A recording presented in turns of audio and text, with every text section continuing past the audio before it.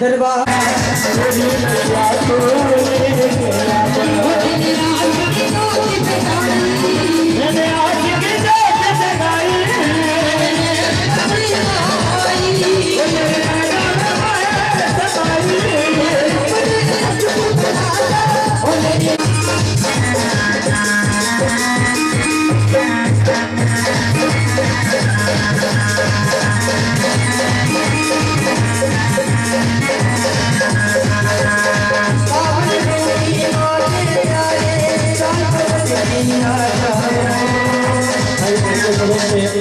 जिन भक्तों ने पूजन कराया था वो माता रानी के दर्शन करने आए, आरती उतारने आए। सच्चे दरबार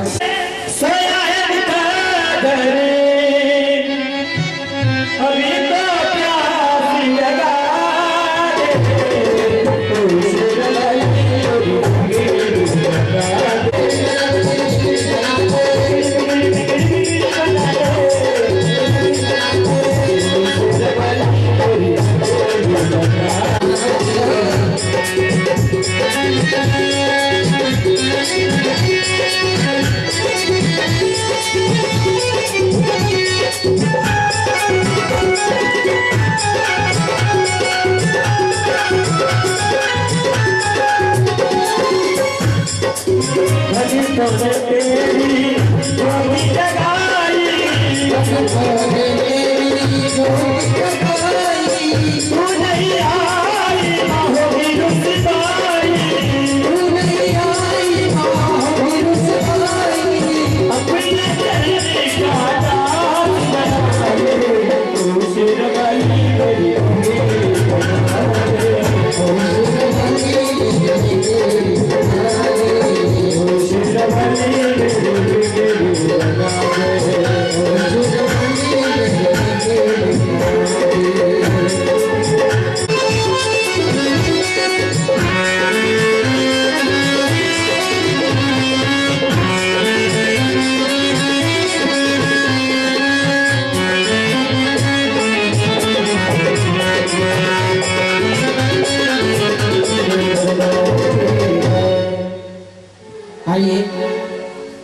वारी वारी से भक्त अपने स्थान से खड़े होंगे, माँ का पूजन करेंगे, तिलक करेंगे, वंदन करेंगे।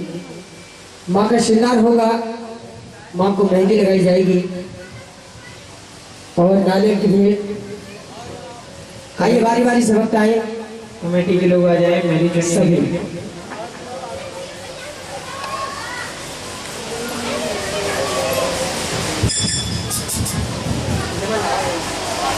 बार बार पीछे हो जाओ।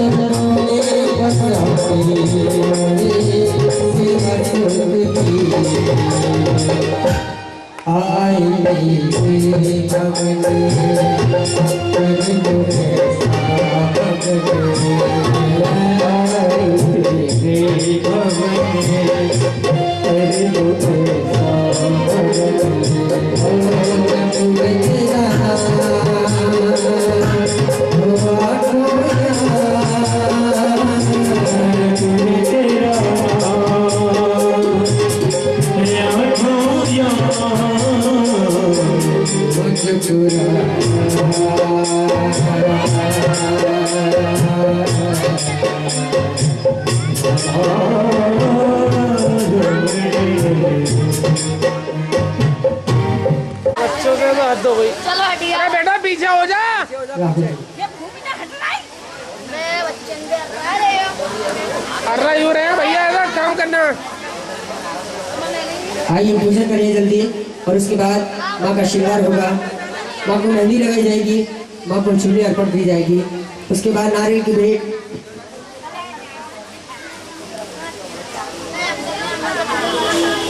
जल्दी जल्दी ओ भैया बेटा पीछे रहे।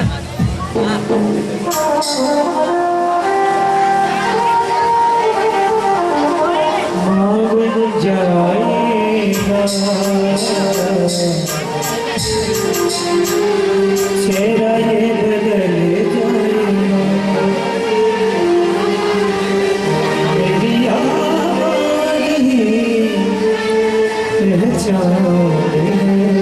अरे बेटा पीछे हो जा, बेटा पीछे हो जा।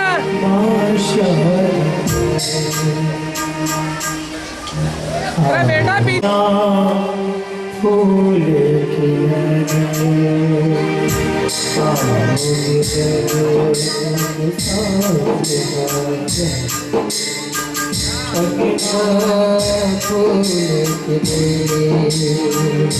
हरसेगा सावने, हरसेगा सावने।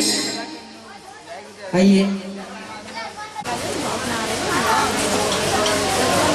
आइए, चुन्नी सभी भक्तों के पास आएगी और जिस भक्त की जो श्रद्धा हो वो अपने श्रद्धा स्थान उसमें छोड़ दें और इस चुन्नी को अपने माथे से जरूर लगाएं, क्योंकि ये माँ की चुनर वैष्णो धाम जाती है।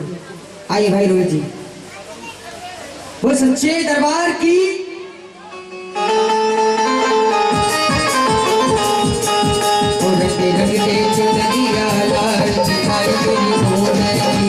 चुन्नी उड़ाओ, उड़ाओ जल्दी।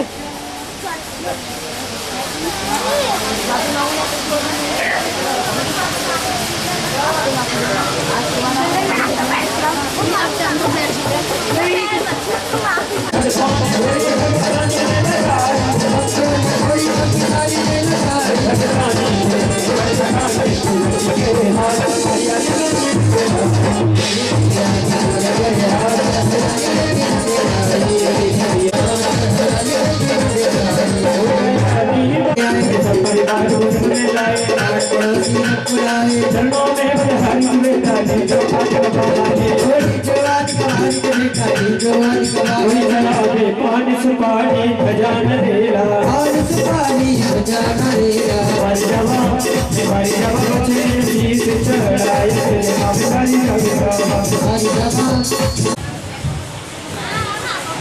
छोड़ दो भैया, छोड़ दो। माला चढ़ा दो, माला चढ़ा दो भैया, माला। ठीक है, ठीक है, ठीक है, ठीक है, ठीक है। आइए, जहाँ से वहाँ आई थी वही अपने स्थान को प्रस्थान करेंगे। काशी का व्रत क्या करती थी भैया महाराज, देख के देख के देख के। वो सच्चे दरबार की दोनों बहनों का प्रेम भरा जीवन व्यतीत हो रहा था। भगवती की महिमा बड़ी निराली है, बड़े बड़े ज्ञानी भी मोह में पड़ जाते हैं। एक बार एकादशी आई और जब एकादशी आई तब तारा ने अपनी छोटी बहन रुकमण को बाजार से एकादशी की सामग्री लाने के लिए आग्रह किया। बड़ी बहन की आज्ञा मानकर रुकमण बाजार गई और बाजार से एकादशी की सामग्री लेकर लौट रही थी कि रास्ते में उसने देखा कि एक दुकान पर चावल के पकौड़े सिक रहे थे। कहते हैं कि एकादशी के दिन चावल खाना मांस के समान माना गया है। जब रुकमण एकादशी की सामग्री लेकर के लौट रही थी तो काफी समय हो गया। श्राप से मुक्ति मिल जाएगी। जब त्रिवचन तारा ने कहे तो रुकमण छिपकली की योनि में चली गई और इधर में तारा माँ भगवती की सेवा में दिन रात बिताने लगी। समय का पहिया चलता रहता है। रुकमण छिपकली की योनि में अपने प्रायश्चित का अवसर ढूंढ रही थी कि कब मुझे इस श्राप से मुक्ति मिले। भगवती की महिमा बड़ी निराली है। कलयुग आया, द्वापर युग आया और जब द्वापर युग आया तो द्वापर युग में 5 पांडवों ने माता का अश्वमेध किया। जब 5 पांडवों ने माता का अश्वमेध किया तो पांडवों ने अपने दूतों को भेजकर पृथ्वी पर जितने भी ऋषि मुनि और दैवी देवता थे सभी को निमंत्रण भिजवाया। जब दूत सभी ऋषि मुनियों के पास सभी देवी देवताओं को निमंत्रण देकर एक ऋषि ऐसे थे बड़े क्रोधी दुर्वासा ऋषि, जब उनके पास दुर्वासा ऋषि देवताओं से नहीं मानते थे, इसलिए उन्होंने कहा कि यदि यहाँ पर देवी देवता आएंगे तो वे वहाँ नहीं आएंगे। दूतों ने पांडवों को जाकर के बताया कि दुर्वासा ऋषि ने कहा है कि वहाँ पर देवी देवता आएंगे तो वे वहाँ पर नहीं आएंगे। जब इतने वचन दूतों ने पांडवों से 5 पांडवों ने माता का अश्वमेध विधि पूर्वक किया और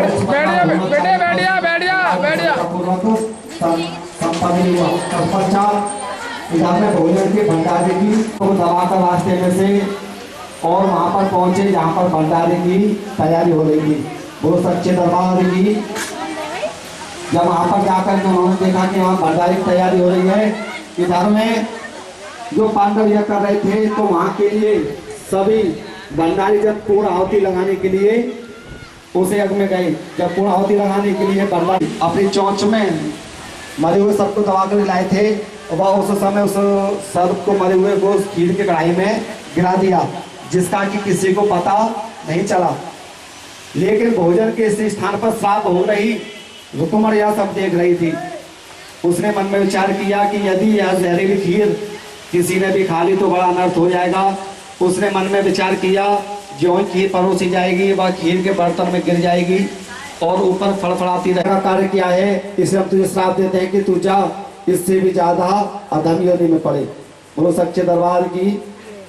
जब इतने वचन कहे तब ऋषि मुनियों ने एक विचार किया कि यदि यह जहरीली खीर किसी ने भी खा ली, किसी जीव जंतु ने खा ली तो वह मारा जाएगा। एक काम कीजिए कि गड्ढा खुदवाइए और उस गड्ढे में इस खीर को बंद करवा दीजिए। जब ऋषि मुनियों ने इतना कहा तो भंडारी जनों ने एक गड्ढा खुदवाया और उस गड्ढे में उस खीर की कढ़ाई को खाली करने लगे। जब उस खीर की कढ़ाई को खाली करने लगे तो उस समय पर उसमें एक मरे हुए सर्प को भी देखा। जब उसमें मरे हुए सर्प को देखा तो ऋषि मुनियों ने, सभी देवी देवताओं ने ध्यान लगाया। जब इतने वचन कहे तो माँ भगवती प्रसन्न हो गई और रुकमण के 10वें महीने में गर्भ से एक अत्यंत बालक का जन्म हुआ। जब उस रुकमण के बच्चे का जन्म हुआ तो रुकमण के ससुराल वालों ने बच्चे की बड़ी खुशियां मनाई, मगर दुर्भाग्यवश उनको माता का पूजन व जान करने का ध्यान नहीं रहा। समय बीतता चला गया और जब उसका बेटा रुकमण का कुछ 5 वर्ष का हुआ तो उसको एक चेचक की बीमारी हो गई। अब रुको घबरा गई और घबराते हुए तारा रानी के पास पहुंची और तारा रानी को अपना सारा हाल बताया। जब तारा रानी को अपना सारा हाल बताया तब तारा रानी ने कहा कि हे रुकमण, तूने शायद माता के पूजन में कोई कमी की है, तू माँ से अपनी गलती की क्षमा मांग। उसको अपनी गलती का ध्यान आया। उसने पुत्र होने पर देवी जान का निश्चय किया था, परंतु वह भूल गई। उसने तत्काल माँ भगवती से क्षमा मांगी और कहा कि बच्चे को आराम मिलने पर जागरण अवश्य कराएगी। जब इस त्रिवचन रुकमण ने संकल्प दिया तो माँ भगवती ने उसका बच्चा दूसरे दिन ठीक कर दिया। आज जब उसका बच्चा ठीक हो गया तो रुकमण बड़ी ममता भरी नजरों से पंडित जी के पास गई और पंडित जी से कहा कि हे पंडित जी, आप मेरे घर माँ भगवती देवी का जागरण कीजिए। जब इतने वचन रुकमण ने कहे तो पंडित जी कहते हैं कि हे रुकमण, मंदिर में ही जागरण करा ले, क्योंकि वह एक नीचे जात की स्त्री थी, इसलिए पंडित जी उसके घर जागरण में नहीं जा सकते थे। तब पंडित जी ने जब इतने वचन कहे तो रुकमण कहती है, हे पंडित जी, माँ भगवती दरबार में तो ऊंच नीच का विचार नहीं होता है। वे तो अपने भक्तों पर समान रूप से कृपा करती हैं और फिर जान कराने की सलाह तो स्वयं महारानी तारा रानी ने दी है। यह बात सुनकर पंडित जी कहते हैं कि हे रुकमण, यदि तुम्हारे घर तारा रानी पधारेगी तब तो हम इस देवी का जान तुम्हारे घर अवश्य करेंगे।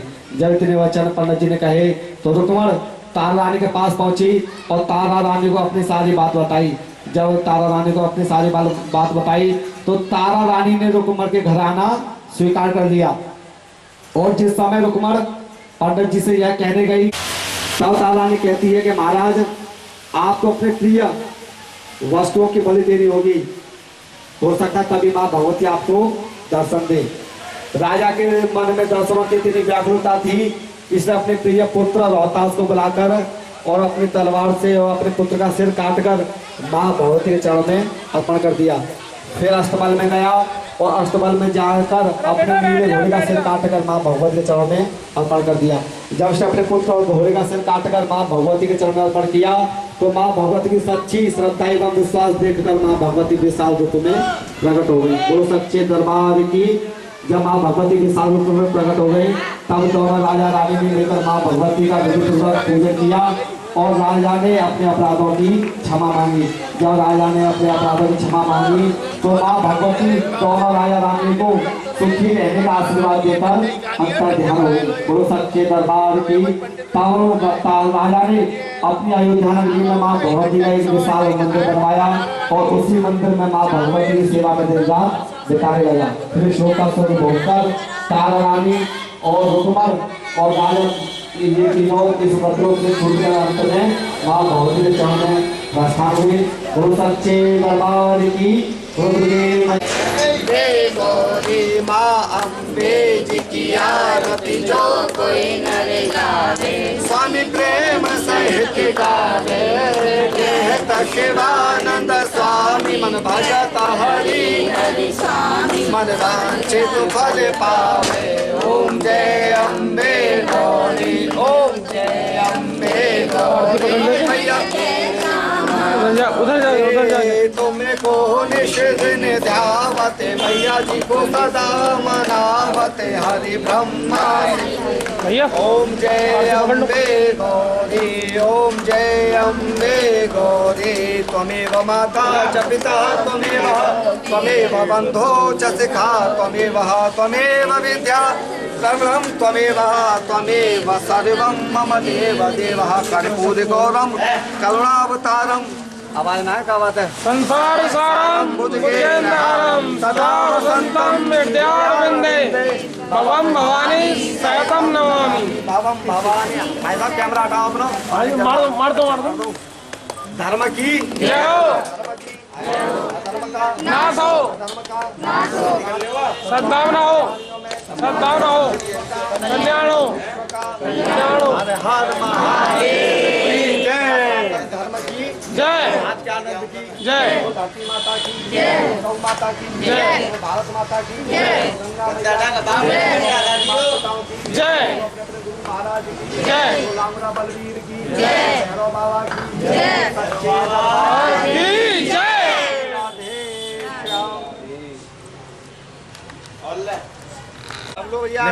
पीछे जो है घूम के निकलते रहेंगे। नौ कन्या बैठा लो छोटे छोटे। हाँ भैया जी हाथ पीछे लो भैया आरती लो जल्दी जल्दी। गिरा दिए भी नहीं। हाँ भैया भैया जी साइड से होके सभी लोग आ जाएंगे।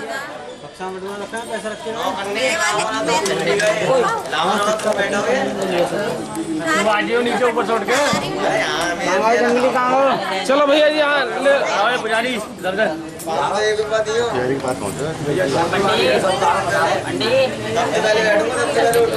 भैया घूम के भैया थोड़ा घूम के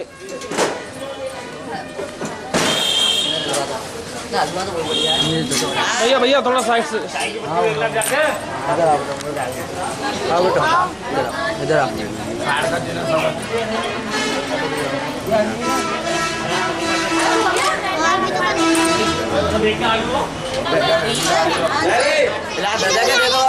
भैया है